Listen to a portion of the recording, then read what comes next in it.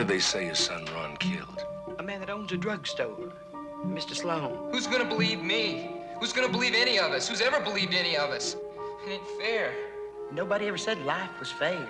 It ain't fair. We gotta live from one picking season to the next. But we always done a good day's work for our wages. Whatever we are, we got no call to be ashamed. You really believe that, Ma? I know it, boy. I know it.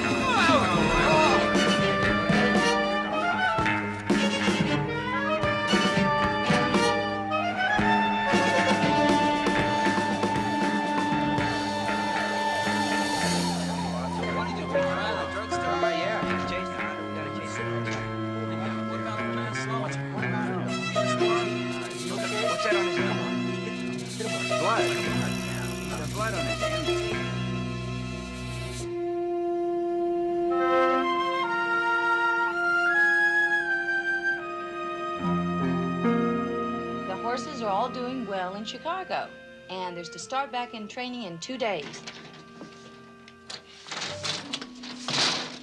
I don't believe it. I got a ticket. Don't tell me.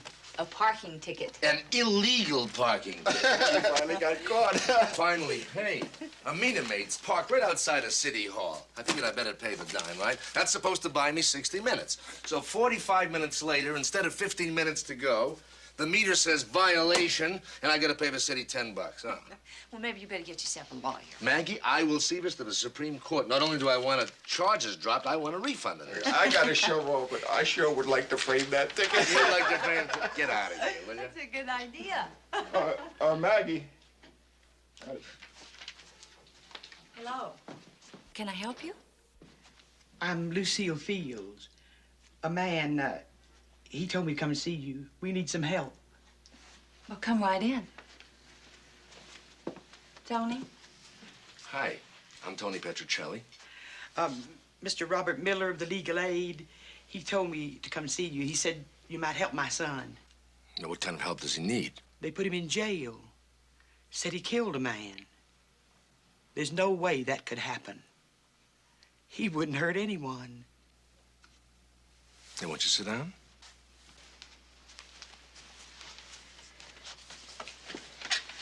I got a level with you right up front, Mr. Petra. That's Petrocelli. We ain't got no money. None. So if you say you can't help us, I'll understand. But I just got to get help. They got Ron in jail, and I know he's scared.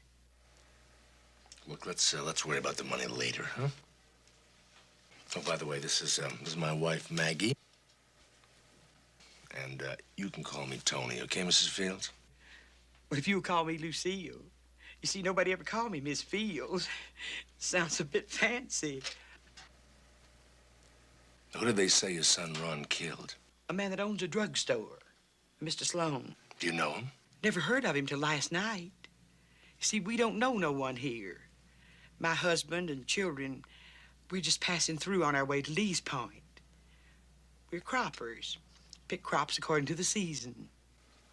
Our truck broke down outside of town. My husband's not well, so Ron went into town to get some medicine. He found a drugstore, and now they're saying he killed the man that owned it. How old is your son? Well, Ron's 20, but he's lots older in many ways, and he's smart, smarter than all of us. Mr. Petrocelli, there's two things in this world I'm sure of. There's always something in tomorrow to look forward to. And my boy would and could harm no one.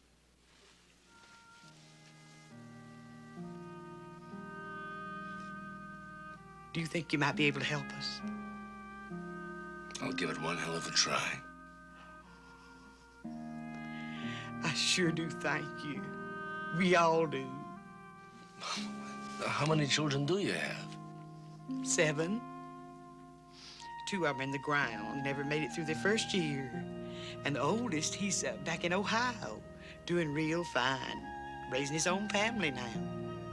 Lucille, how did you get here? Walked.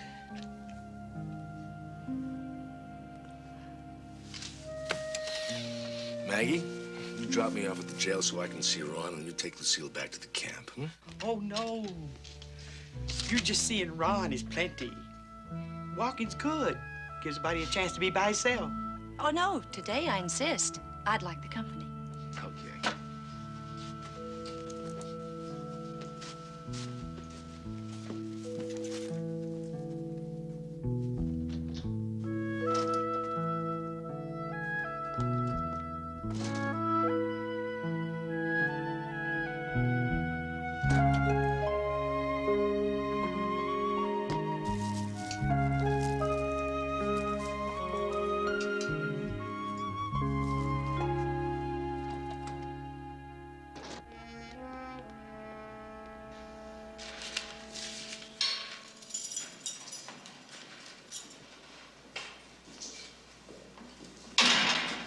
Thank you, guys. That'll be all.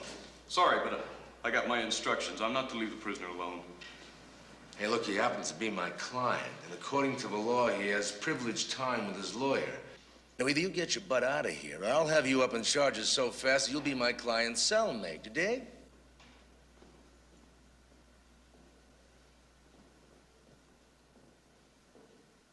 I'll be just outside. Make sure you're outside of earshot, huh?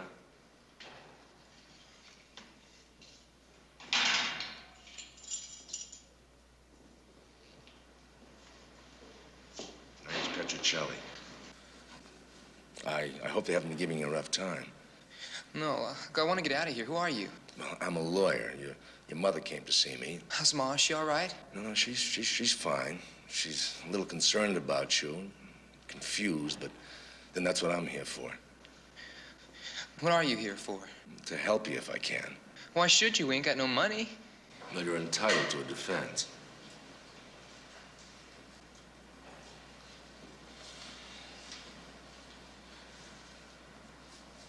Here, why don't you sit down?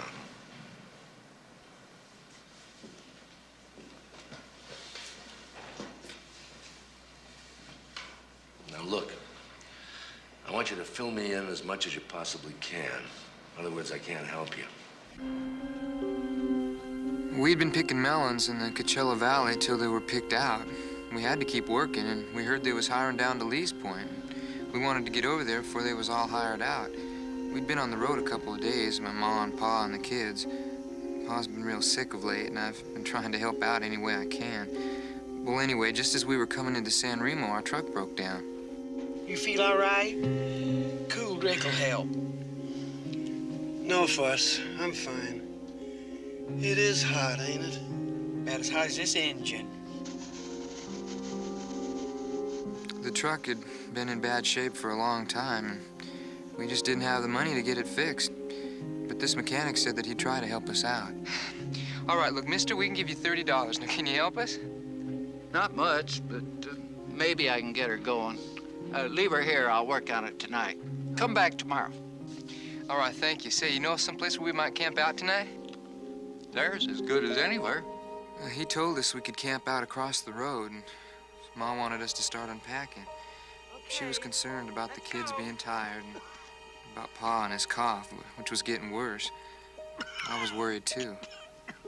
You need some more of that syrup. Oh, it's okay. That stuff's too sweet. Go to town, find a drugstore, and tell him you want some good cough medicine. Otherwise, he'll never sleep tonight. All right, Mom. Wait. Tell him not to make it too sweet. I hitched a ride into town. I didn't know where to go, but I found this street, Kent Street. There were a few stores there, and I figured I could find a place that had cough medicine. Well, it was getting kind of late, and the stores were closing, but there was this drugstore. The door wasn't quite closed, and there were a few lights on inside. And I wanted to get the medicine real quick and hitch back to our camp before it got dark, because I knew Ma and the kids would be waiting for me. I went on in, but I didn't see anybody there. I figured the owner or whatever must have stepped out for a minute, but I wondered why he'd just leave everything open like that. Well, I looked around up front and then went to the back counter, and there was nobody there either. Anybody home?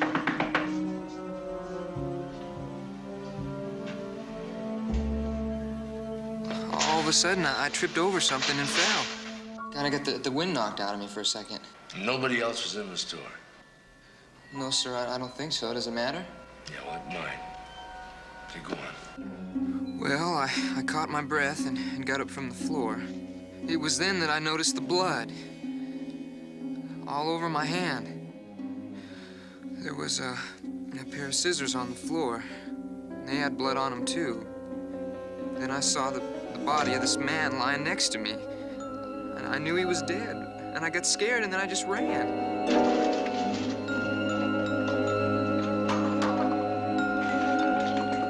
I was running until all of a sudden somebody had a hold of me, you know, and then all of a sudden the police were there and they were saying I'd done it. Well, look, all I'd done was walk into that store. Now, that's the truth, mister. I swear it. Those guys that chased you, you never saw them before. Never. Never been in that neighborhood before either. Mister, I ain't never even been in this town before. Now, look, I gotta get out of here. My ma needs me. What about your father? My pa's dying. I'm sorry. You sure of that? Ma knows. She just doesn't say anything. He's been getting worse now for the last few months, and the pa doesn't make any mention of it. You know, he was the strongest man that I ever known, and now he just sits around and stares and coughs and makes all kinds of plans inside himself. So you see, I gotta get out of here. Yeah, I see. Look, I don't want you to talk about this with anyone. Not even you? I don't know, me you can talk to. I'm a lawyer. Why are you my lawyer? 2 reasons. I know what it is to be poor. And your mother asked me. I'll see you, kid.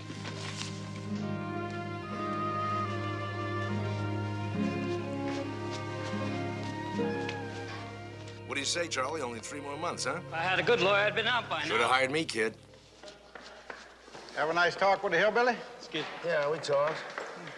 Bet he just broke your little Italian heart, didn't he? Oh, come on, Punch. You know I've got no heart. Ah, well, you ain't got any brains either if you take him on. This conversation leading us somewhere? The scissors, the murder weapon, had his fingerprints all over it. Look, the boy says he's innocent, and I believe him. Here's something else you better believe. He said he went to buy medicine, didn't he? Yeah, right. Medicine costs money, don't it? Look, so's my time, Ponce. Come on, get to the point. When we picked him up right after the murder, he didn't have 1 red cent on him. That looks to me like he come to rob and stayed for a killing. Don't you go missing me now. I'll see you later. You're a hard man to miss.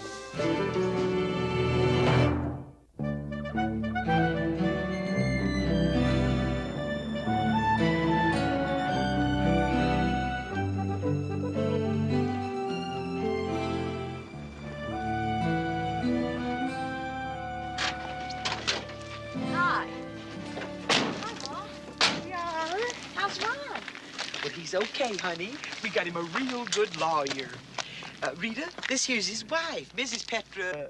Maggie. Hello, Rita. Hi, I'm Sissy. Well, hello there. It's nice meeting you, too. And this here's Buster. Buster? Hi, Maggie. And this here's my husband, Calvin. Welcome. I brought some candy. Would it be all right if they had some? Okay. Easy, you'll break Maggie's hands. Can I have another one for later? I think it'd be all right. I'll just give the rest to your mother. Wouldn't want them to melt in my purse. Oh, thank you. I brought you a cough medicine, Calvin. Any news about the truck? Yeah, bad. Says he can't fix it for 50, let alone 30. What's wrong with it? Age is what's wrong with it.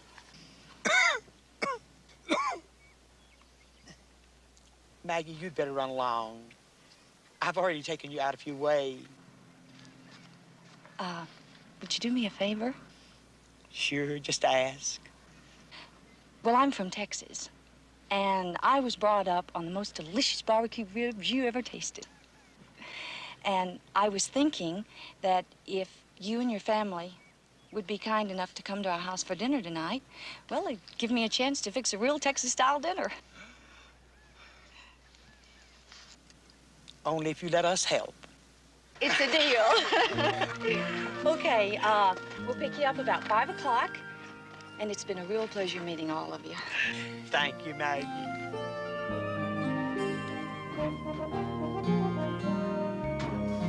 Maggie's married to a real fine man. And if you ask me, a smart one, too. Why don't you tell me you had no money when you went into that store? You never asked. I asked you for the whole story. Well, I didn't know it was that important, is it? Look, when people go into a store and want to buy something, they either have cash or they have a charge, huh? Now, exactly what were you planning to do? I was gonna find the owner or whoever and try to work it off. And what if you couldn't work it off? Now, look, the DA is going to ask you the same thing, and you better come up with an answer. Then I'll tell him the truth. And what's that?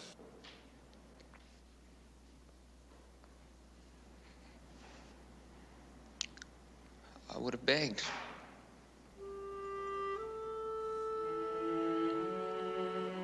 I swear to God, mister, it's the truth. Okay, kid. That's a good answer.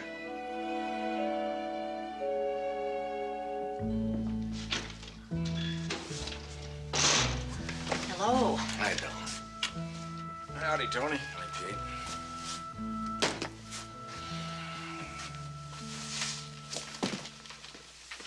You want to spill my beer? No. I might want your help. Okay, you got it. Shoot. It's the Fields case. I want you to start digging.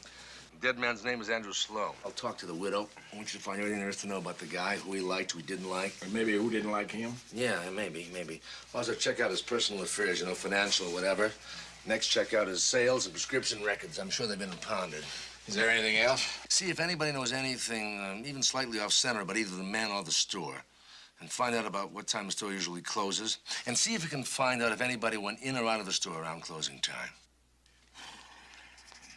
Anything else? Yeah, Pete. I want to help that kid.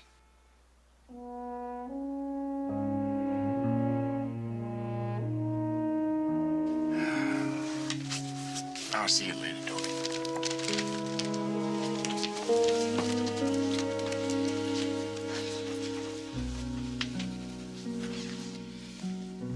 Do you know what, Anthony J. Petrocelli? Uh-huh. What's uh-huh? You know what's Tell me. Repeat the question, Your Honor. Do you know what, Anthony J. Petrocelli? Yeah. You love me. Oh, we're having Texas-style barbecued ribs tonight. Texas-style ribs tonight. I invited the Fields over for dinner. Oh, that's nice of you. You know what? What? I love you.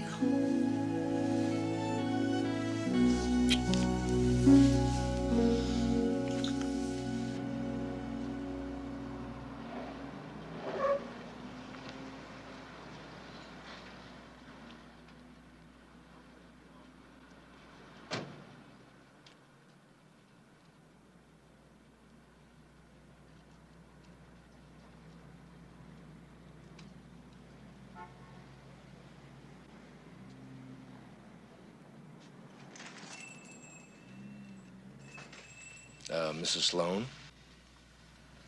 Yes. I'm Anthony Petrocelli. I'm a lawyer. You're the fifth one since yesterday. I'm sorry, I already have an attorney. He's just left. No. I'm really not looking for business. I am looking for some help, however. How can I help you? Well, I represent the boy who was arrested. And if you could do anything to shed some light, to help. You want me to help you defend the man who killed my husband? Ma'am, I honestly believe that that boy is innocent.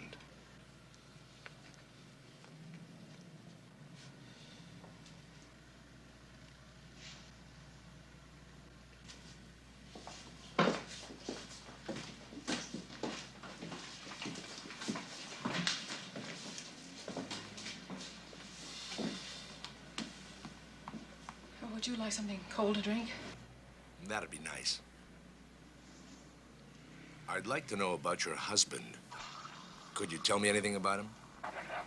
Stubborn, foolish, strong-willed, kind. Kindness killed him, sure of that. Well, how do you mean? Well, some men spend their lives giving, other men spend their lives taking. Andrew was a giver. I think he was also a fool. Well, I don't quite follow. No, I'm sure you don't. I never really did myself. You know, years ago, this was a good neighborhood. We opened this store. It was our dream. Well, the store never grew, and the dream never grew. We just grew old and useless like everything else around here. You could have moved locations. Could you move Mount Rushmore? No, Andrew felt, you know, he couldn't leave his friends, his neighbors. They need me, he'd say. So he stayed, and he gave too much credit, and he never raised his prices, and everybody loved him.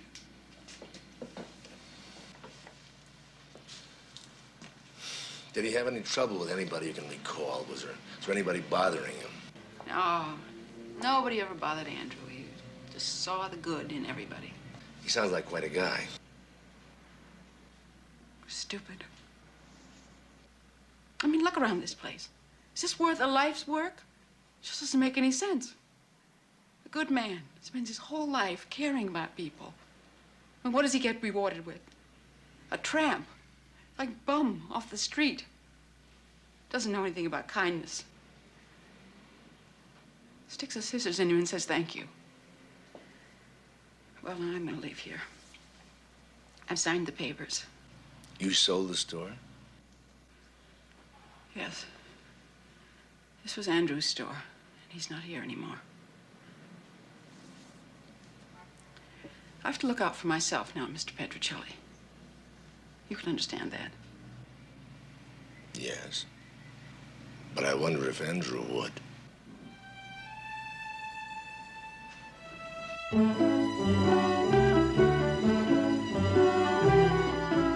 Does that smell good?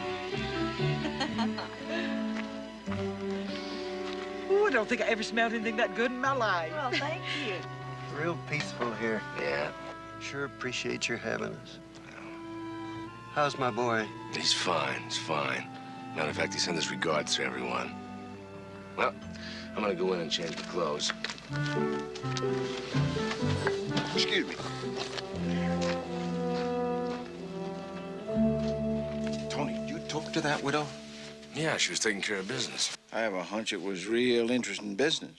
Well, why is that? I gotta look at that prescription ledger. Do you know that drugstore was doing a big business in cocaine, morphine? Do they have customers on a regular basis? A few. Well, I'm already on it. I'll have more for you tomorrow. You know, Pete, there's something that really bothers me about all this. Andrew Sloan's wife said he really cared about people.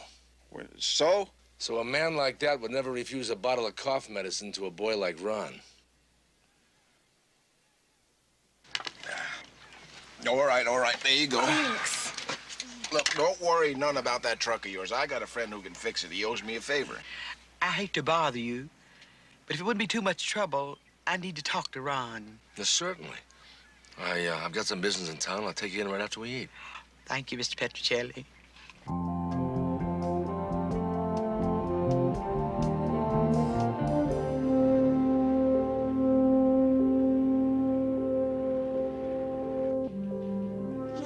Thank you.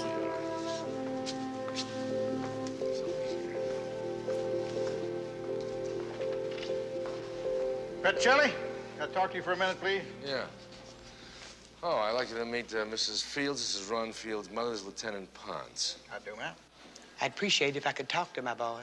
Yes, ma'am. Go right up these steps, turn to your left, go through that door, and tell him I said be all right. Thank you. I won't be long. Take your time, Mrs. Fields. Lieutenant, my boy never hurt that man.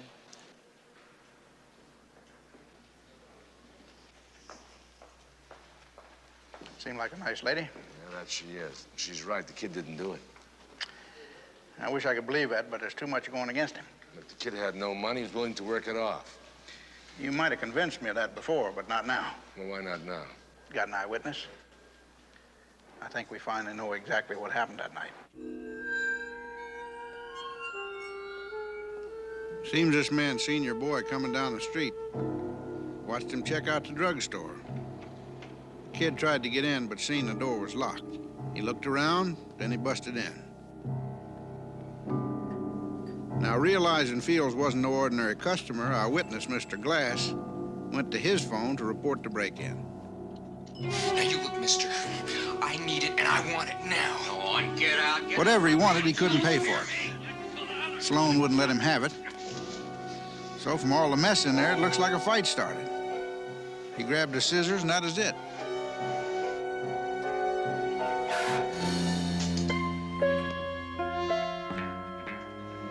After our witness called the police, he got back in time to hear the fight and see Fields running out of the store. So I think that's just the icing on the cake. We got the boy nailed solid. You tell his mama I'm sorry. No. Not just yet, I won't.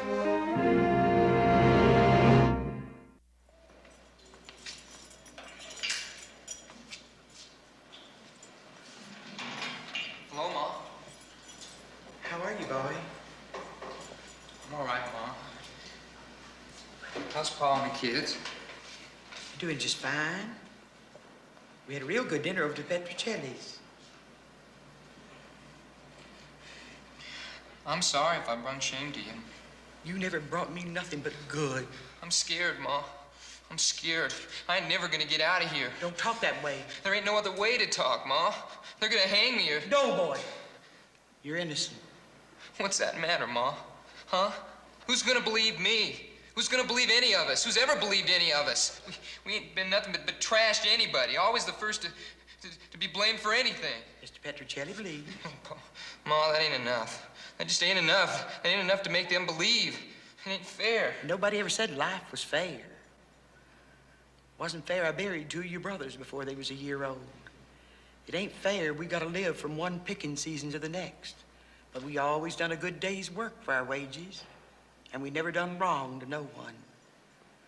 And we've always been a family. Whatever we are, we got no call to be ashamed or feel sorry. In the good Lord's eyes, we're living the life he picked for us. He's taken care of us before, and he's going to now. You really believe that, Ma? I know it, boy. I know it.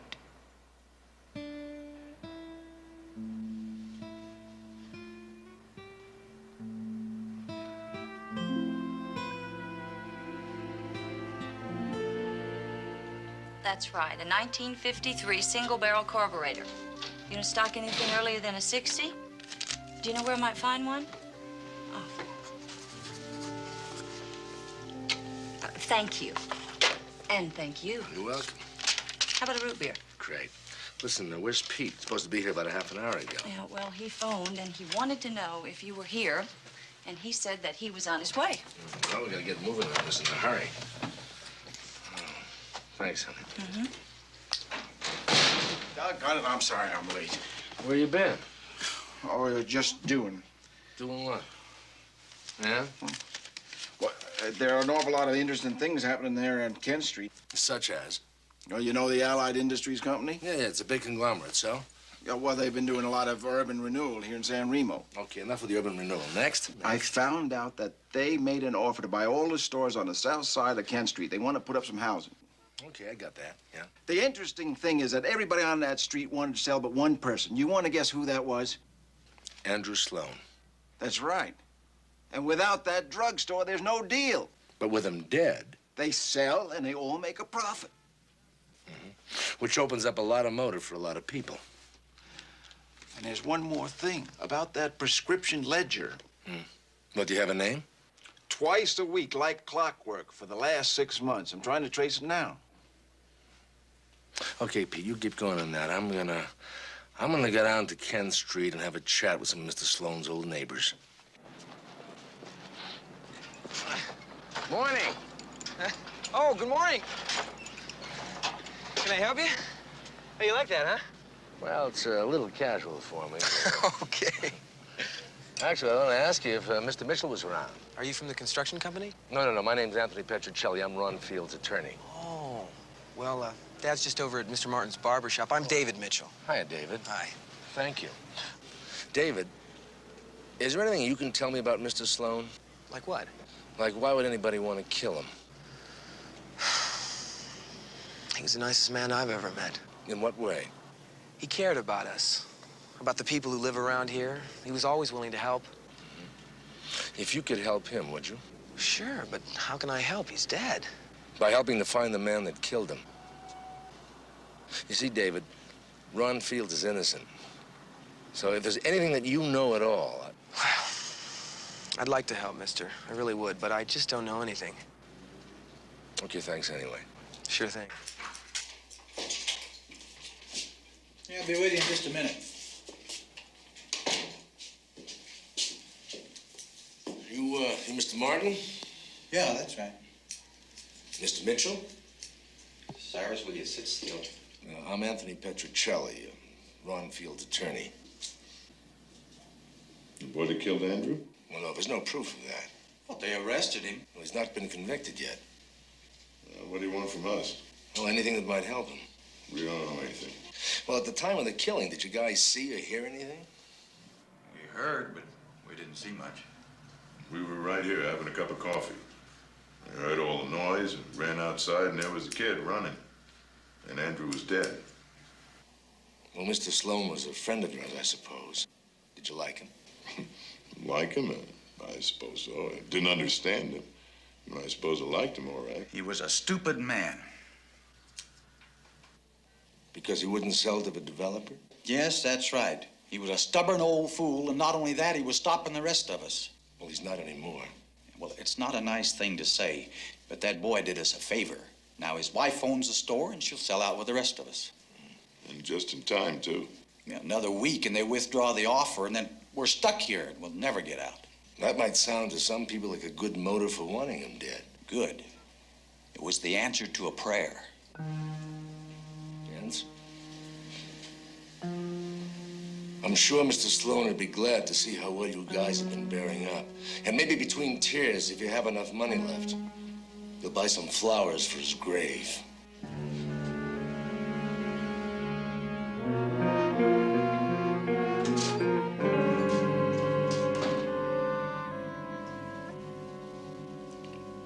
You got a big mouth.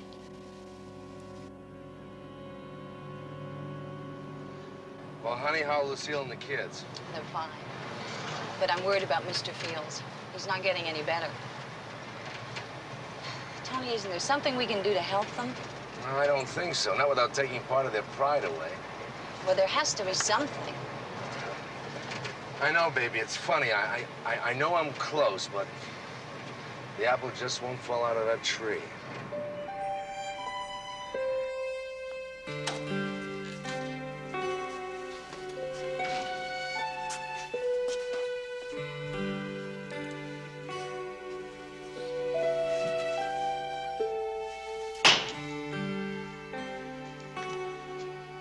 Sure.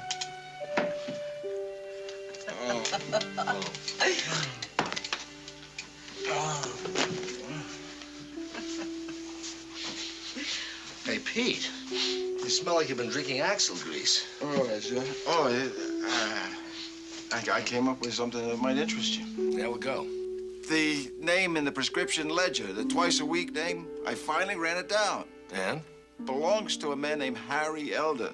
Been a regular customer at that drugstore. Well, did you talk to him? Not quite. He's been dead for the last 6 months. You know, baby, I think I just caught the apple.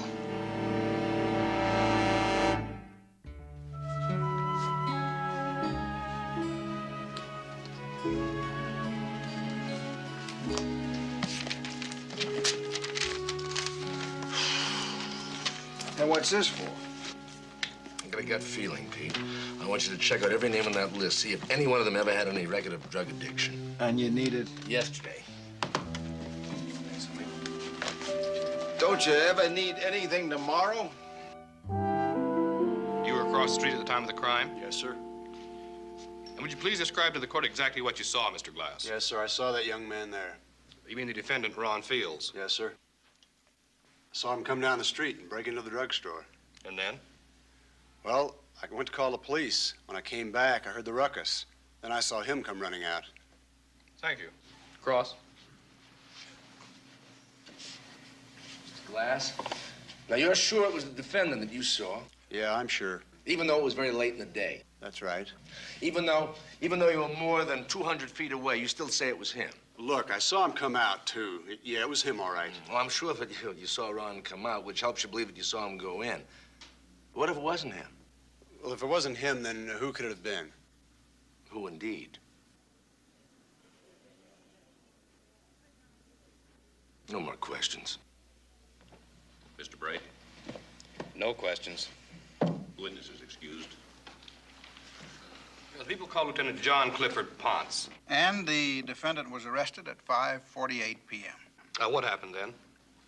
They went back to the drugstore and found Mr. Andrew Sloan dead of a stab wound. And the murder weapon? The murder weapon is the scissors that were marked People's Exhibit 2. Now, how about fingerprints on the scissors? They were the defendant's. Thank you. Mr. Petrocelli? Lieutenant, I see by the police report, I never could read your writing, that the fingerprints are 3 partials of Ron Field's right hand. Oh, my goodness, you seem to read that pretty good. But that is correct. Mm-hmm. And there were further smudges on the scissors that might have been other prints, but could not be identified as such. That's right. Isn't it at all possible that they could have been from someone else? Well, it's possible, but... No further questions. Thank you. Mr. Bright? No questions. The witness is excused. Your Honor, that concludes the case for the people. You were right. One of them was hooked on drugs. Are you ready with the defense, Mr. Petrocelli? Yes, Your Honor. The defense calls to the stand Mr. Cyrus Mitchell.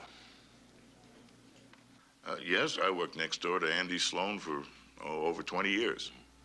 And you know of anyone who had reason to have killed him? No real reason, no. Mr. Mitchell, have you ever heard of the Sattinger Clinic in Flagstaff, Arizona?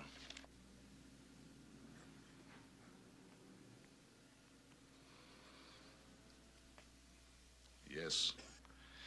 Is it a clinic for the rehabilitation of drug addicts? Yes. Objection, Your Honor. I fail to see relevancy here. Your Honor, the matter of relevancy will be shown clearly. Overruled. Was your son a patient there? Yes. And when did he return to San Remo? 7 months ago.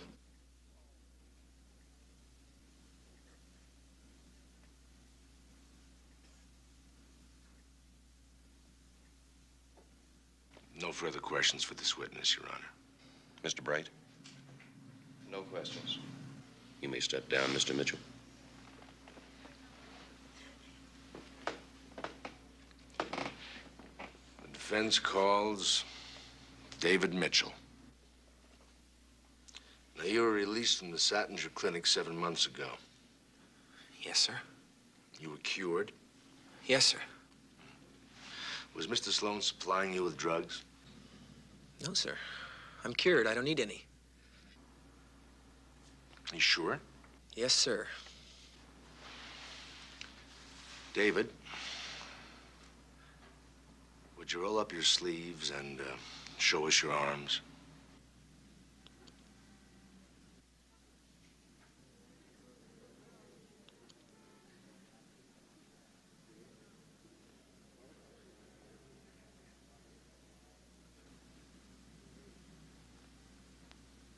I'm going to ask you again, David. Did Mr. Sloan supply you with drugs?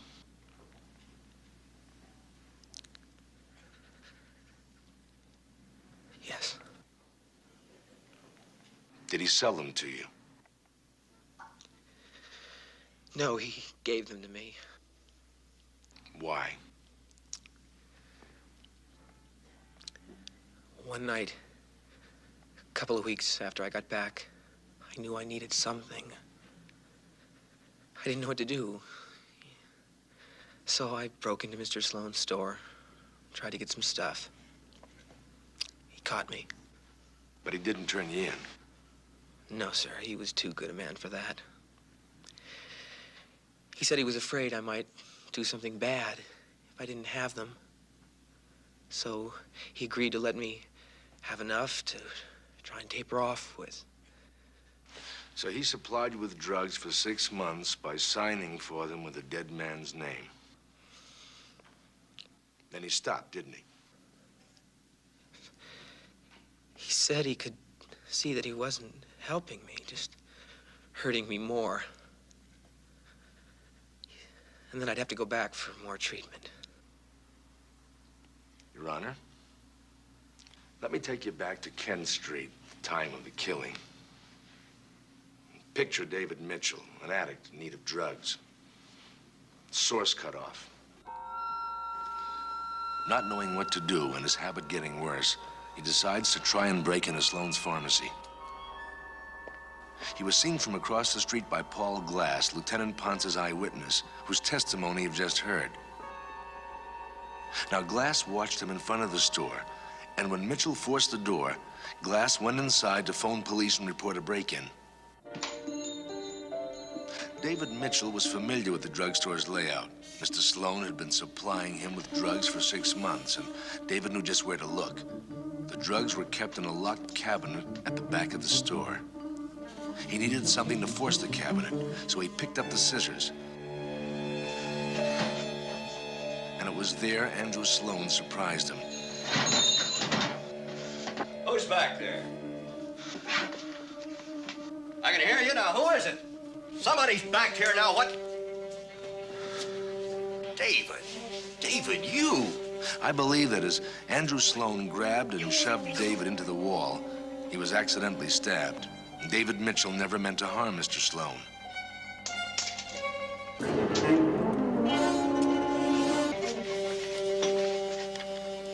It was then that Ron Fields walked into the most bizarre mix-up of his life. As David Mitchell concealed himself, Ron came in to get some cough medicine for his father. Mr. Glass never saw him enter the store because he was inside on the phone with the police. It was dark in the drugstore, and Ron had no way of knowing that David Mitchell was also there, hidden behind a display rack. Ron tripped and fell to the floor. David watched him, frozen with fear, not daring to move as Ron discovered Mr. Sloan's body.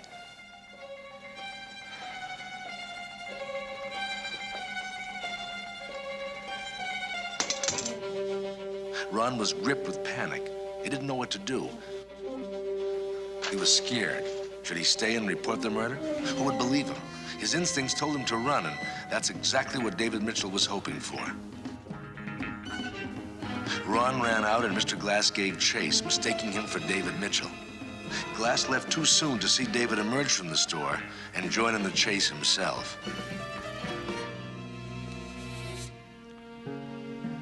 Isn't that about what happened, David?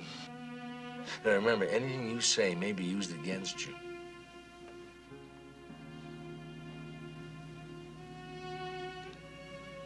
I never meant to hurt Mr. Sloan. He was the nicest man I've ever met in my life. He was my friend. I just needed the drugs. I couldn't live without them.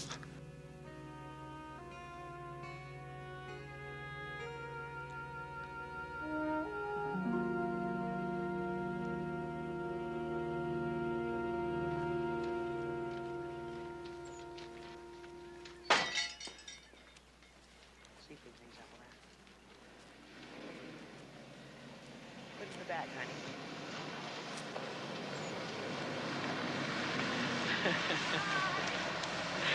Would you look at that? Oh, Look at this. I declare you're gonna spoil these children rotten. Well, maybe just a little bit. I see you're all ready to go. Yep, we're all ready. Children, go see if your pa needs anything. Mr. Petrocelli, what's going to happen to that poor boy? Well, it was unintentional, so he'll get rehabilitation, not jail. That's sure a blessing. Mr. Petrocelli, I guess there ain't no way I can properly say thank you. Ah, forget it. It won't be much, but we'll be paying you regular. No, the court will take care of that. Are you sure? I'm sure, and I'm the bookkeeper. Hey, where's Pete? He said he's going to meet us here. Hey, Mr. Ritter. She's all set to rip. Oh, okay, kids, climb on. Get on the back. Mr. Petrocelli, thanks again. I appreciate it. Oh, hey, I forgot something. I made some sandwiches, and there's candy for the children. Thank you. You're a special lady, Maggie. And you've got a special man.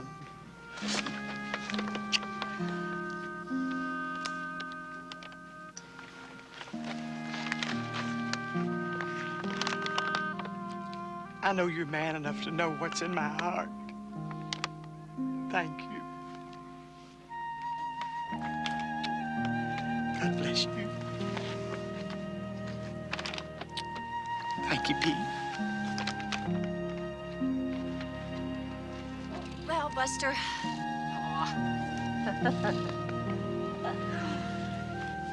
Sissy, write me sometime, okay? Rita. Oh, honey, come see us. Okay. Bye, Maggie! Bye, Maggie! You're just an old softy, aren't you? And if you weren't so covered in grease, I'd give you a kiss. Oh, the hell with it.